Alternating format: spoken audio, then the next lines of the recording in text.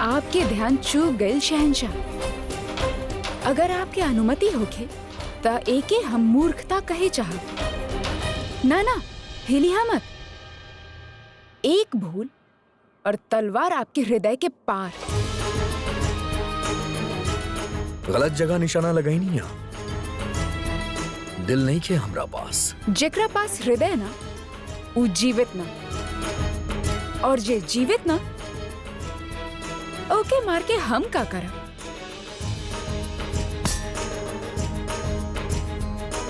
आज पहला बार केहू हमके शह देले बा। वाकई में एगो बेहतरीन सिपाही है, पर उतना ही बेवकूफ भी। चाहती ता हमार कत्ल कर सकत रही, लेकिन आप हमके छोड़ के जाता नहीं। केहू निहत्था के मारब, वीरता ना। केहू के मार देला से केहू शक्तिशाली ना हो जाला। आज पहला बार हमार शमशीर हमके धोखा देले बा, लेकिन एमे ओकर कसूर नहीं खे। कसूर आपके खूबसूरती के हा।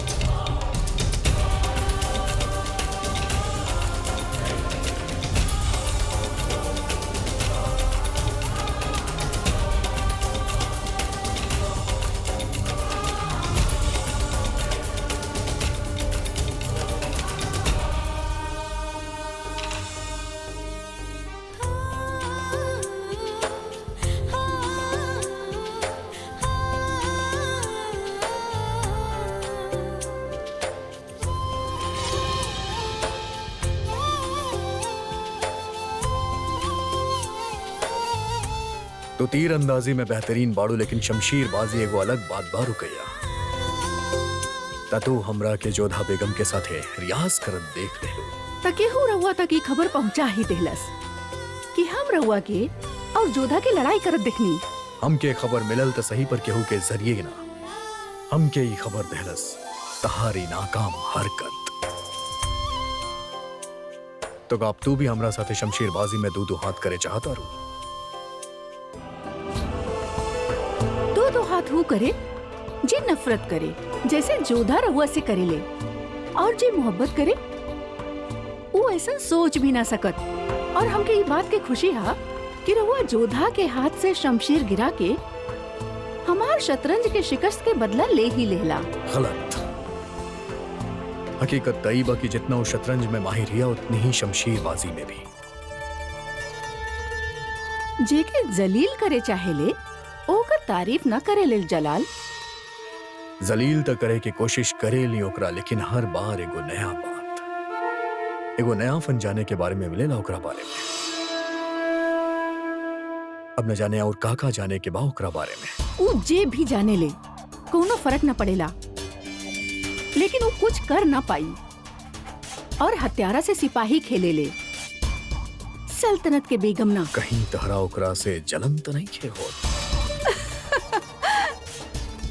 हमने के हरम में आपन जगह महफूज रखे खातिर दिमाग से खेले के पड़ेला, जोधा के तरह हथियार से ना। और मसला जब दिल और दिमाग के खेल के होखे, त सल्तनत में आवे से पहले ही जोधा बेगम के शिकस्त हो चुकल रहे।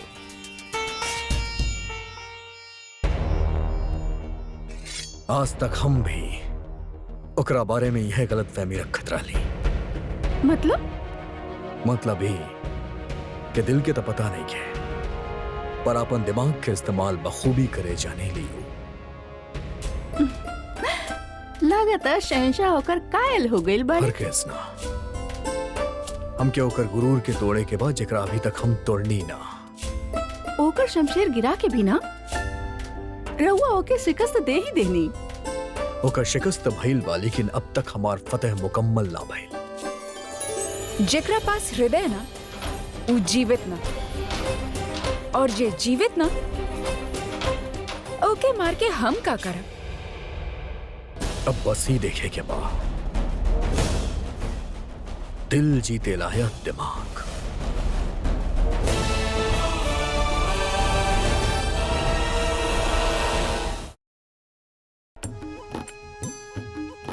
आज पूजा में बहुत विलम्ब हो गई जोधा।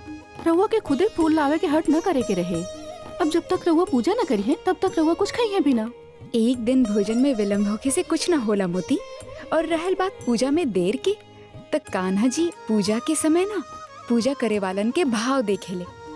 अच्छा ठीक बा, रउआ श्रद्धा से पूजा करी, तब तक हम भोजन के प्रबंध कर रहल बानी।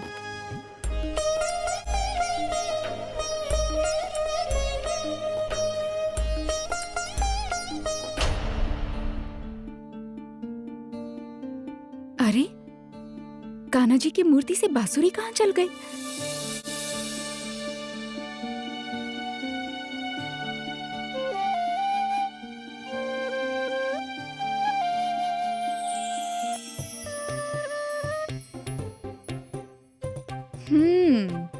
लागता माखन चोर के जगह आज बाल गोपाल बांसुरी चोर हो गए बड़े। पकड़ लेनी बांसुरी चोर। ना पकड़नी, चोर अभी तक आजाद बा। अब पकड़ी, हम बहुत तेज भागे नी। पकड़ा पकड़ा, पकड़ के दिखावा, पकड़ा हमके, पकड़ के दिखावा। अच्छा ठीक बा, हम मान गए नहीं आप बहुत तेज भागे ले। अब रुकी तो सही। अच्छा हम आपके बांसुरी बजावे सिखावता नहीं, सीखिए ना। हाँ, पहले खेल पूरा तो करी ना, पकड़ के दिखाएं।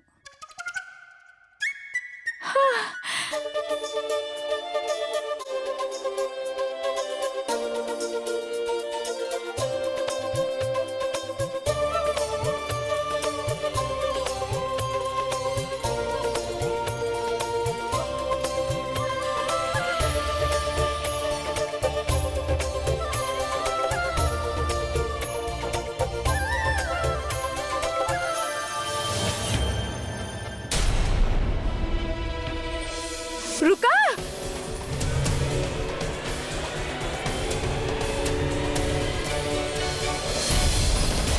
रुका।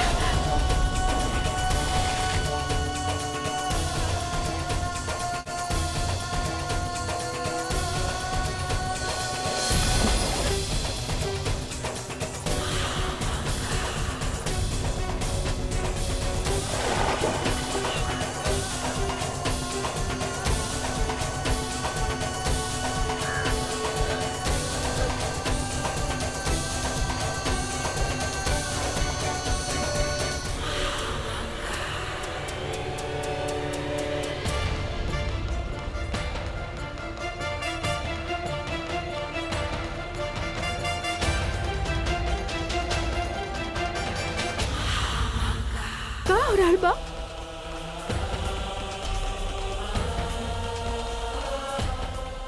का भाई लेकरा?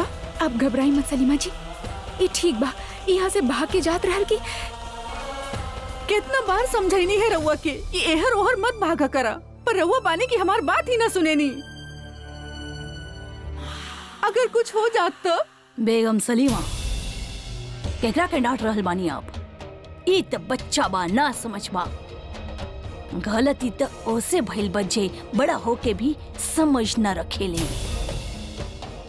बेगम जोधा, आपके अभी यही वक्त हमरे साथ शहंशाह के पास जाए के होगी, फौरन।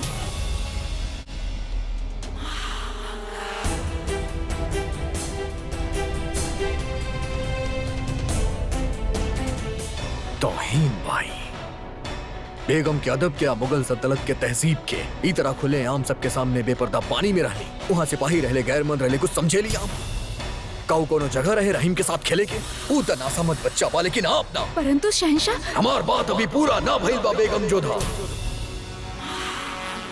मगर बेगम के तहजीब के दायरा में रहे के पड़ेला, कुछ खास अदब के ख्याल रखे के पड़ेला, जेकर आप हर बात मुखालफत करेली। हमके आइंदा से आपके कोनो भी तरह के कोनो शिकायत ना मिले के चाहिए। अगर आपके मुगलिया अदब समझे में दिक्कत होत बा तो आप बड़ी अम्मी से पूछ लें, लेकिन आइंदा आप मुगल बेगम के तहजीब के सरहद पार ना करी। कितना उत्तम न्याय बना आपके शहंशाह। आप अपन बड़ी अम्मी के बात तो सुन लेला कि हम और रहीम वहाँ तालाब में रहनी, परंतु काहे कौने खातिर कैसे ये प्रश्न ना था आपके मन में आयल और ना ही आपके बड़ी अम्मी के। कहे का चाहता नहीं आप कि बड़ अम्मी झूठ बोलता रही। आधा सत्य पूरा झूठ से ज्यादा विनाशकारी हो खेला शहंशाह। हाँ, हम रहीम के साथ तालाब में रहनी, परंतु हम वहाँ पे खेलत ना रहनी।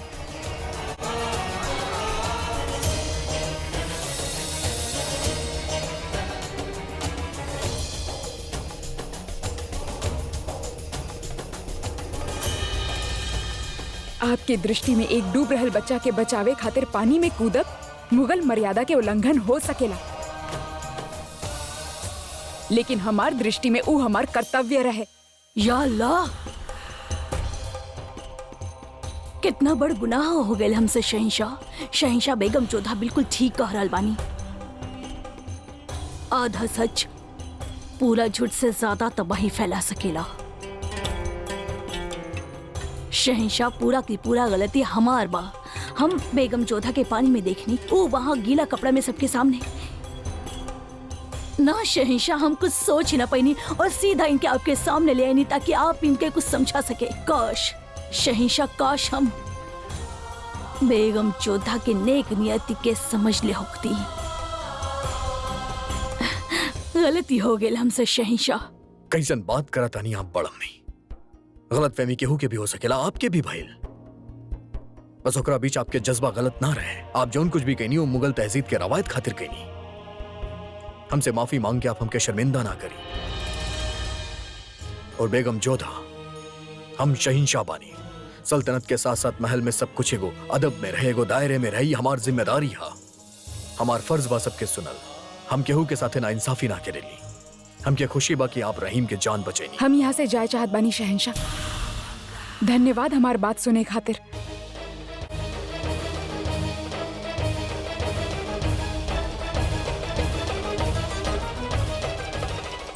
बा अदब, बा मुलाहिजा होशियार, शहंशाह हिंद, नूरे सल्तनत मुगलिया, आला हजरत बादशाह सलामत जलालुद्दीन मोहम्मद दीवाने खास में तशरीफ ला रहल बाड़न। हुजूर, आपके हुक्म के मुताबिक सूबेदार शरीफुद्दीन आपके हुजूर में हाजिर होके के इजाजत चाहताड़न। इजाजत बा। अस्सलाम वालेकुम शहंशाह। शरीफुद्दीन, हम तोहार जंगी और सियासी काबिलियत के कायल बानी। तू मेवात में पिस्सू बाजारी बखूबी निभैला और आमेर में भी अपन बहादुरी साबित कैले। बाड़ा ही खातिर हम चाहतानी कि मेरता के जंग तहरा निगबानी में होके। हम चाहतानी कि तू मेवात के साथ साथ तू नागौर की भी सूबेदारी संभाला। और हम चाहतानी कि मुगल सल्तनत के जड़ मेरता में भी मजबूत होके।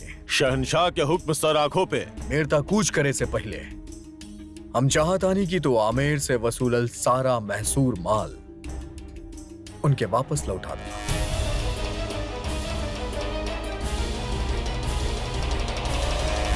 जवान हुकुम शहंशाह। कैसे दरबान बानी आप? हम के रोके के गुस्ताखी कर रहल बानी। उ शहंशाह ही ना, हमार वालिद भी बानी। केहू के भी अंदर जाए के हुक्म नहीं खे। तो फिर हम के रोक के दिखाई। उ देखा। अरे अंदर जाए बराबा। हमके उम्मीद बा कि हमार हुकुम के तामील होके। मेरता के जंग के खातिर सिपाहियन के खास तालीम दी जात बा। जैसे ही वो पूरी हो जाई तू कूच कर सकेला।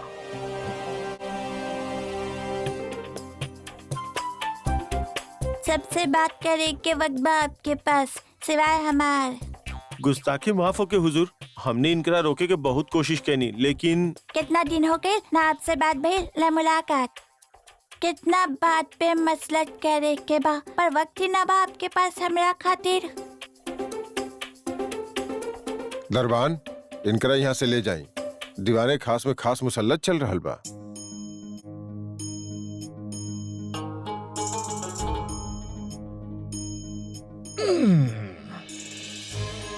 हमके माफ करी, हम वाकई आपके अपन वक्त ना दे पैनी, तबे आप इतना शरारती हो गए बानी। लागत बाब आपके साथ सुकून से बैठ के गुफ्तगू करे के पड़ी। एक खातिर आज शाम के हमार वक्त आपके भइल। शुक्रिया, पर वादा भूल मत जाइए। तब तक हम छोटी अम्मी जान के पास जा रहल बानी।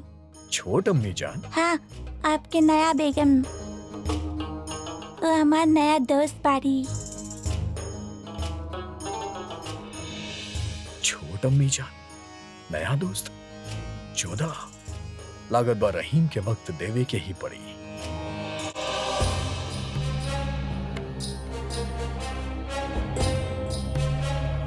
ई देखी, खास रउआ खातिर बनवनी है। बहुत सुंदर लागी रउआ हाथ में, एकदम शहजादा लगी है रउआ।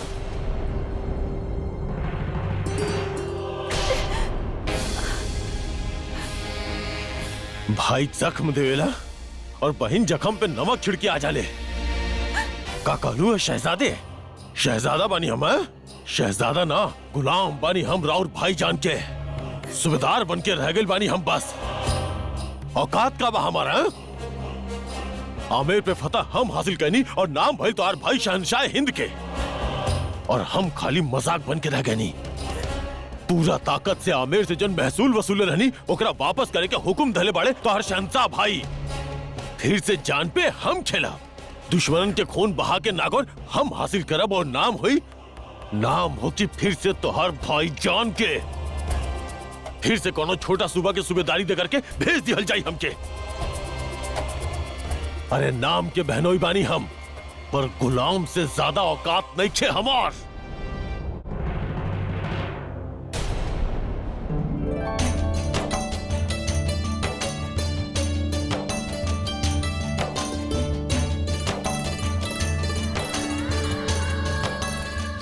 बादब, बामुलाहिजा, होशियार, शहनशाह हिंद, बादशाह सलामत, मोहम्मद जलालुद्दीन हरम में तशरीफ ला रहल बाड़न।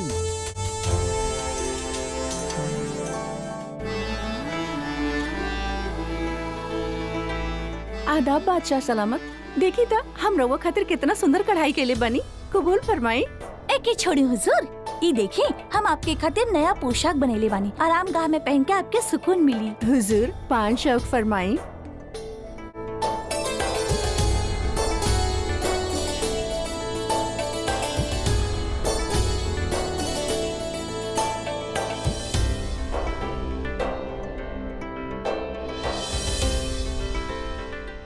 शहनशाह हमार दुपट्टा छोड़ी।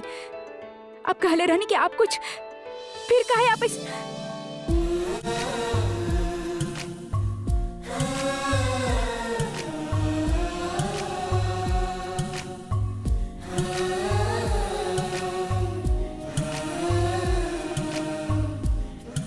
रहीम, दुपट्टा छोड़ी? आप बड़ होके बिल्कुल हमरा तरह बना। आप हमसे मुलाकात के वक्त मंगले रहनी ना?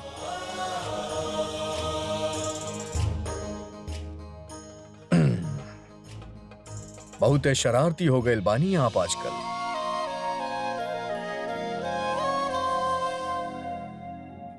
अगर आप छोट ना होती तो हमार बेगम के दुपट्टा खींचे के गुस्ताखी की सजा मिलत आपके।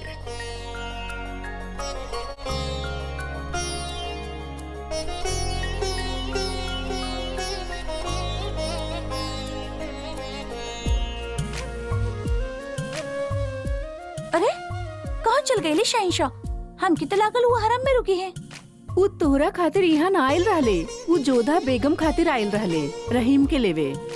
उनके बच्चन से मोहब्बत था, ता जब भी रहीम उनके पास होला उनके बाकी केहू के परवाह न रहेला।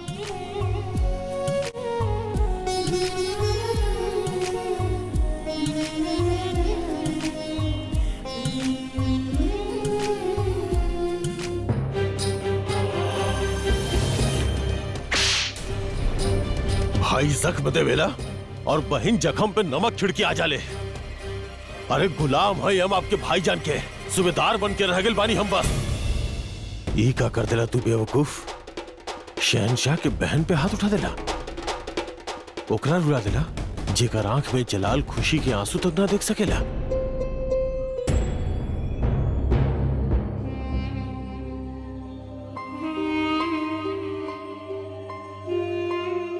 हमरा माफ कर दे बख्शी बानो, हमार दिमाग काम ना करत रहे। बख्शी बानो, रउआ तो अच्छा तरह से जाने नहीं कि हम आपसे कितना मोहब्बत करे नहीं, और हमरा रउआ पे हाथ ना उठावल चाहत रहे। रउआ ऊपर हाथ उठा के हम बहुत बड़ गुनाह कैले बानी, और खुदा ये गुनाह खातिर हमके यही वक्त उठा लेवे। ना ना, ऐसन मत कही। रउआ हमार शौहर हई, पूरा हक बा और हमरा पर।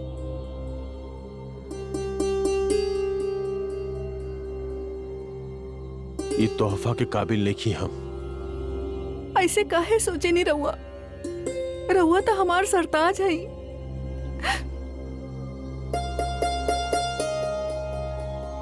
एगो काम करिया, अपन चेहरा पे गुलाब के अर्क से ये निशान के छुपा लिया। रउआ चिंता ना करी, ई हम शौहर और बीवी के बीच के बात है।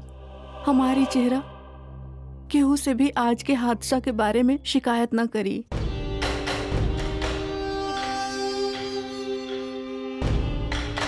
खुदा पर यकीन करी, जल्दी ही रउआ के भाईजान के तारीफ मिली।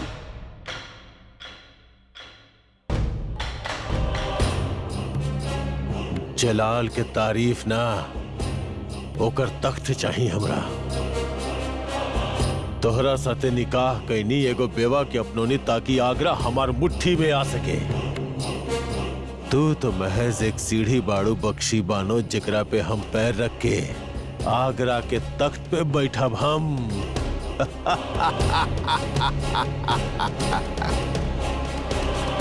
का हम अपन भाभी जान से मिल सके नी? अरे आप आई ना। आदाब भाभी जान। जी नमस्कार। पर आप आवे के कष्ट काहे कहनी? कोनो काम रहता हमको बुलावा भेज देले रहती। काहे? अपन भाभी जान से मिले खातिर कोनो काम होकर जरूरी है? बिल्कुल ना। विराजी, हम रउआ खातिर एगो नजराना लाइल बानी।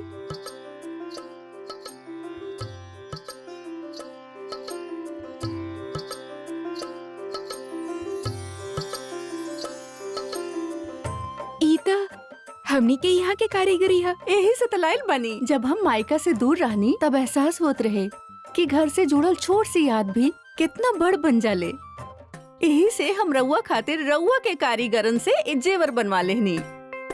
आपके ई प्रेम हमरा खातिर सौभाग्य के बात बा।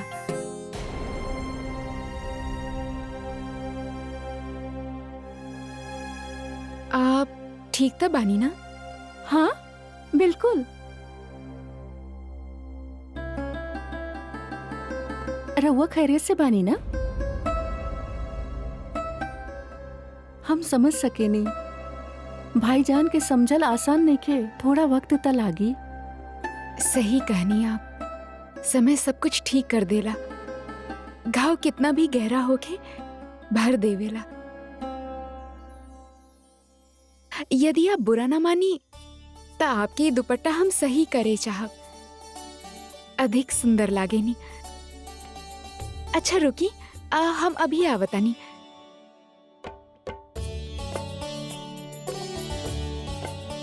ये आपके खातिर। यदि आप हमरे बारे में इतना सोच सकेनी तो ये छपका भी आपके हमेशा अपनन के याद दिलाई, चाहे अब कितना भी दूर रहे। शुक्रिया।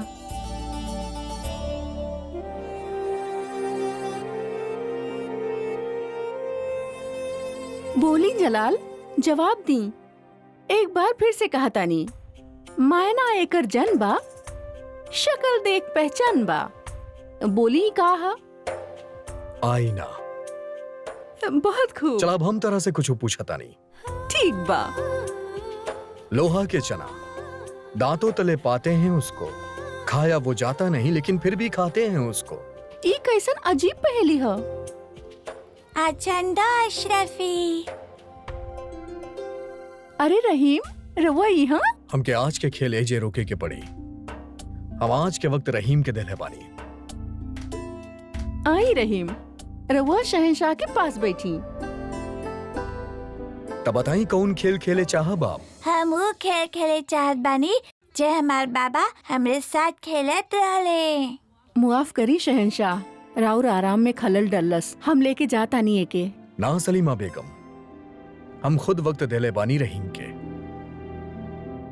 तब बताई रहीम, कौन खेल खेलत रहनी आप खान बाबा के साथ है? आपके घोड़ा बने के होखी और हम आप पे बैठ के सवारी करे चाहेंगे। वाह, पूरा हिंदुस्तान के लगाम हमरा हाथ में बा और आप ही हमके घोड़ा बनावे चाहता नहीं। वादा कइले तो निभावे के पड़ी ना।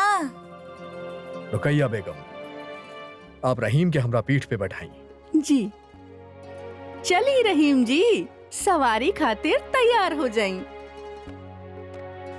चल हमार घोड़ा टिक टिक टिक टिक टिक टिक, चल हमार घोड़ा टिक टिक टिक।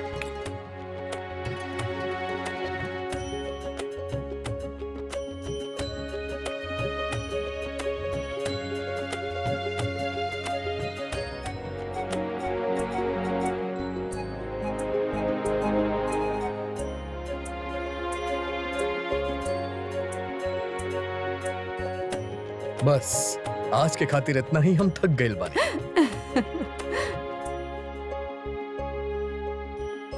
अगला बार तक तरोताजा हो जाइयो, हम फिर से सवारी करब। मुआफी चाहतानी रउआ से, रउआ के आराम में खलल डलस। ना सलीमा बेगम, तकलीफ तो ऊ रहे जो खान बाबा हमरा खातिर उठेले।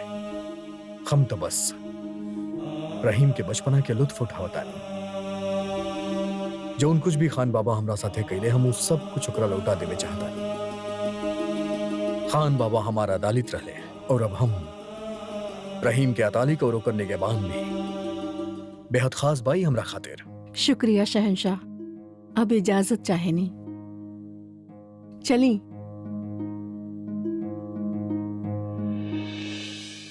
या खुदा, कब हमके ये नेमत मिली,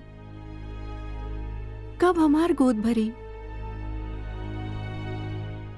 जिंदगी बख्शले खुदा 4 दिन, तकौनो गमना, घर गुजरे साथ रउआ के 100 साल से भी कम ना। वाह सलीमा बेगम,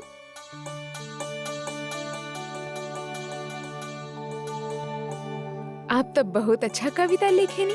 कविता ना, शेर हाई। कविता होके या शेर, दोनों जीवन के देखे के अलग दृष्टिकोण देवेले। हाँ जोधा बेगम, मायने ये ना रखेला कि हम कितना जिएले, अगर मायने रखेला ता ई कि हम कैसे केकरा साथ जिएनी।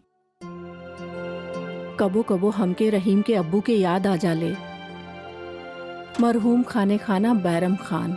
ई शेर उनकर ही बा। जिंदगी बख्शे खुदा ने 4 दिन, तो गम नहीं, साथ तेरे गुजरे घर 100 साल से भी कम नहीं। झूठा तारीफ करता नहीं रहुआ हमार। बिल्कुल ना बेगम, आप जब हमारे साथ हो खेनी त कसम खुदा के दुनिया के तमाम रंजो गम हमसे दूर हो जाले। बस अपन 4 दिन के याद हमरा साथ छोड़ के चल गईले वो।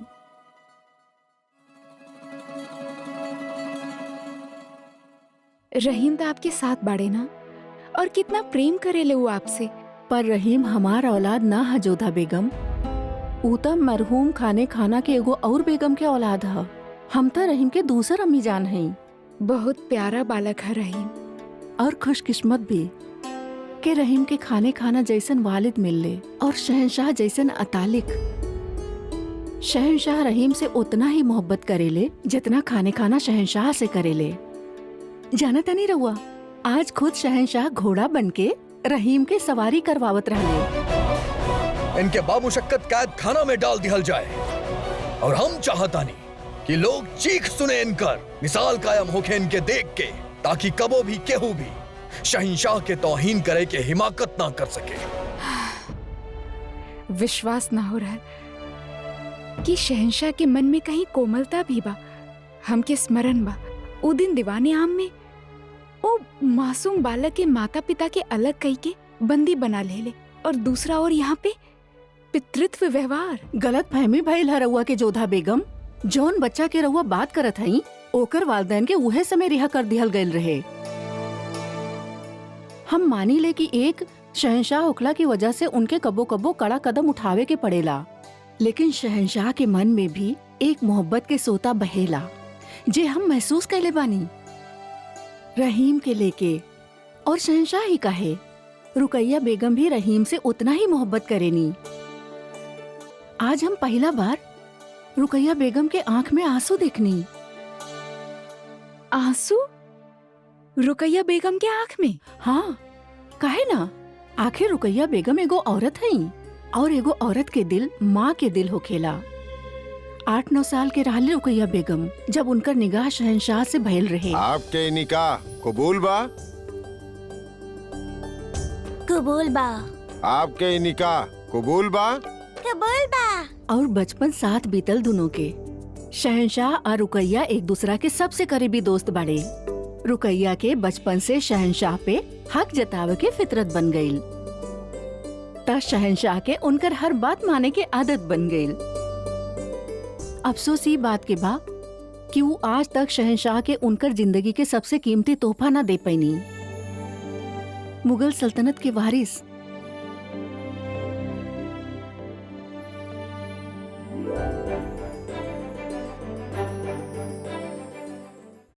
बाबा, रउआ के यहाँ देख के बहुत खुशी भइल।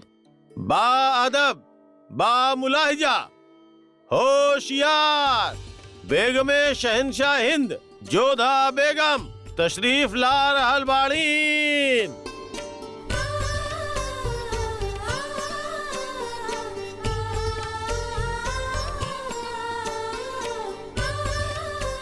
प्रणाम अम्मी जान, आप हमके बुलाईनी?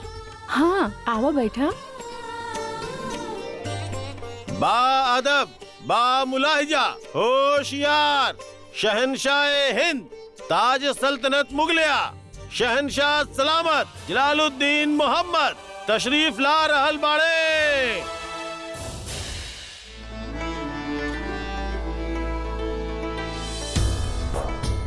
आप हमके याद कहनी अम्मी जान? हाँ, हम चाहतानी कि बाबा नया जोड़ा के आपन दुआ से नवाजे।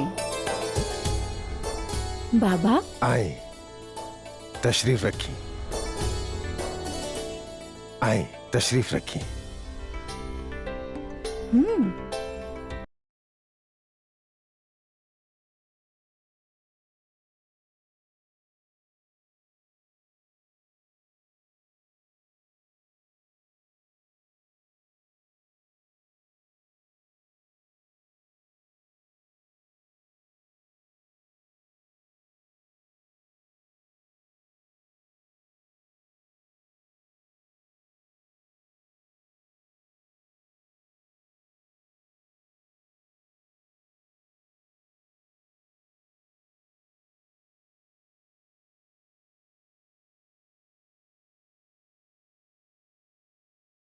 हमार दुआ इ नया जोड़ा के साथ बा।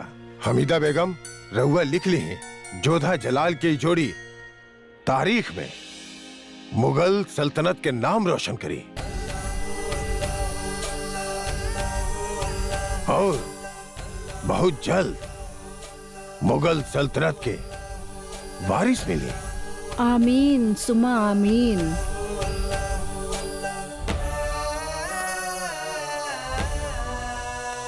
बाबा, रउआ ये खुशखबरी देके दिल बाग बाग कर देले।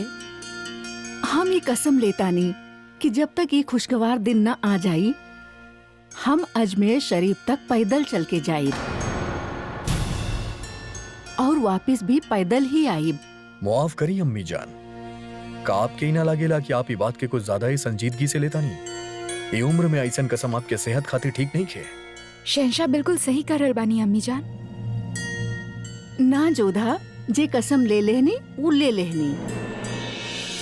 मुगल सल्तनत के नया वारिस आवे तक हमसे जे हो सके हम करब। ये हमार फैसला है।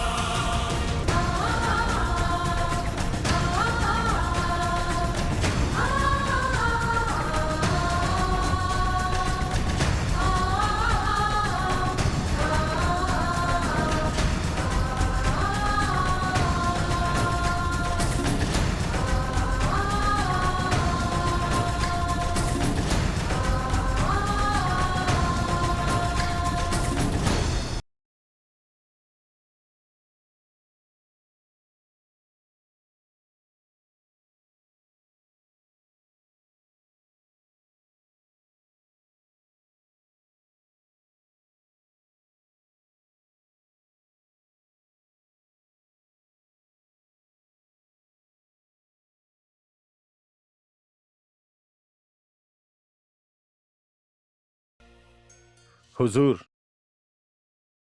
बेगम जोधा रउआ से मुलाकात के इजाजत के तलबगार बाड़ीन। आवेदन करा के। जी हुजूर।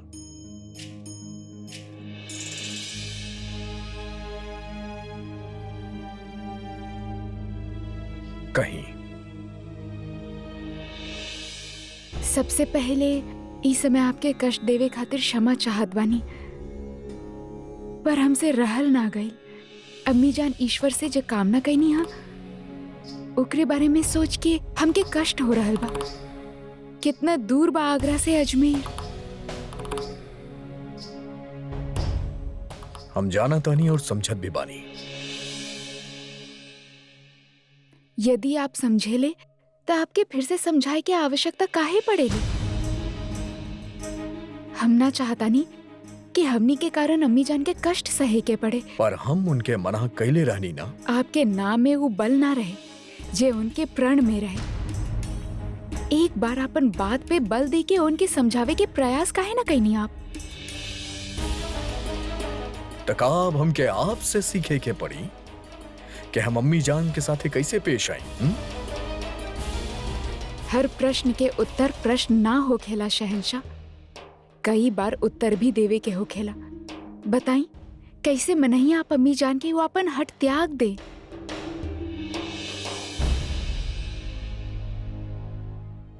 मुश्किल बा, पर कोशिश कैल जा सकेला। अम्मी जान के अजमेर शरीफ पैदल जाए के रोके से एक तरीका बा, पर में हमके आपके मदद के जरूरत बा। कैसन सहायता? आपके वालिदैन के सामने हम झूठा नाटक करके आपके बात ऊपर रखे रहली। अब आपके बारी बा। हमार अम्मी जान के सुकून के खातिर आपके एगो नाटक करे के पड़ी। कैसन नाटक? पर पहले आप ही कहीं कि आप ही नाटक के करे से मना ना करब। अगर आपके अम्मी जान के इतना ही फिक्र हा तो आपके ही नाटक करे के पड़ी। कसम खाई कि आप ही नाटक के करे से मना ना करब।